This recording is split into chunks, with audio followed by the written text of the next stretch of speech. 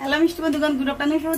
আজকে আমি রান্না করব পটল মহারানী আর বাসন্তী পোলাও। এই যে এখানে হলুদ, লবণ আর আদা বাটা রেখে নিয়েছি। আর এখানে আছে লবণ হলুদ মেখে আমি পটলগুলোকে ভেজে নিয়েছি। আমি আগে এখন পটলগুলোকে ভেজে নেবো। আর আমি এখানে কিন্তু আলু দেবো। আমার ছেলে পটল পছন্দ করে না, তাই ছেলের জন্য কিছুটা আমি আলু ভেজে নিয়েছি দেওয়ার জন্য।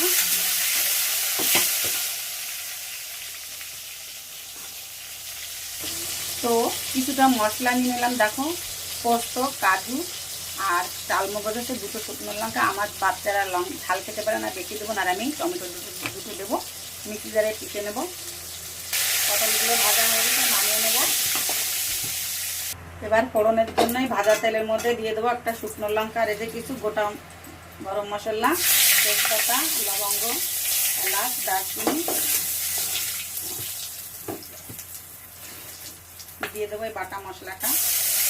এর মধ্যে দই দিতে হয়, কিন্তু আমি দইটা দেবো না, কারণ ঘরে নেইও। আর দই ঘি এই রান্নাগুলো আমার ভালো লাগে না, খেতে পারি না। দইটা যাও খাওয়া যায়, কিন্তু ঘিয়ের রান্নাটা আমার একদমই ভালো লাগে না, খেতে পারি না, হয়ে গেছে। তাই এইগুলো আমি দিই না, অ্যাভয়েড করি। হলুদ, লবণ আর দিয়ে দেবো স্বাদ অনুসার চিনি দিয়ে কষিয়ে নেবো। এই 1 চামচ চিনি আমি দেবো। মশলাটা আগে সুন্দর ভেজে নিয়েছি, পুরো তেল ছেড়ে দিয়েছে। এবার আমি দিয়ে দেবো এই সবজিগুলো, আলু পটল। তো সবজিগুলো তো এমনিতেই ভাজা ছিল, মশলাগুলো ভাজা ছিল ভালো মতো, হয়ে গেছে। এবার আমি দিয়ে দেবো ঝোল।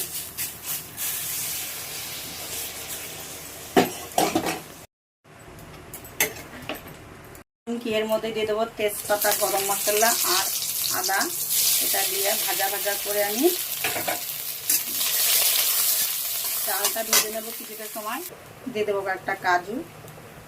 আমি কিশমিশটা দেবো না, কারণ আমার বাচ্চারা কিশমিশ খায় না, ওরা এমনি সাদাই খায়। কাজুটা যাও খায়, কিশমিশ একদমই খায় না। তো দেখো চালটা আমার ভাজা হয়ে যাচ্ছে, এবার আমি জল দিয়ে দেবো। তো এই যে চালটা করে গোমার ঝরঝরে ভাজা হয়ে গেছে, এবার আমি জল ঢেলে দেবো। আমার 3 পোয়া চাল আছে, আমি এখানে 6 পোয়া জল দেবো। তো পটল মহারানী কিন্তু আমার রেডি। যে ঠিক আছে, আমি এই যে গ্যাস বন্ধ করে দিলাম। আর এদিকে এই যে পোলাওটা ধীরে ধীরে হোক, চাপা দিয়ে দেবো।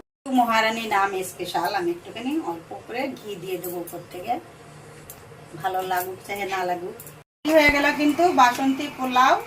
এই যে একদম ঝুরঝুরে বাসন্তী পোলাও আমার রেডি হয়ে গেছে, দেখো।